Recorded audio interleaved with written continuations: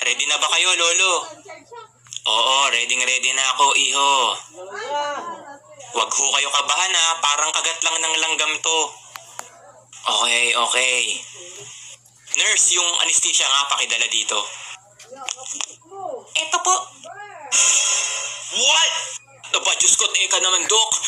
Ano ba ako, Titan? Ba't parang ang laki naman ata niyan? Nakita ko yung sa mga bata, ang liit lang eh. Ba't sa akin, ang laki naman ata, Dok?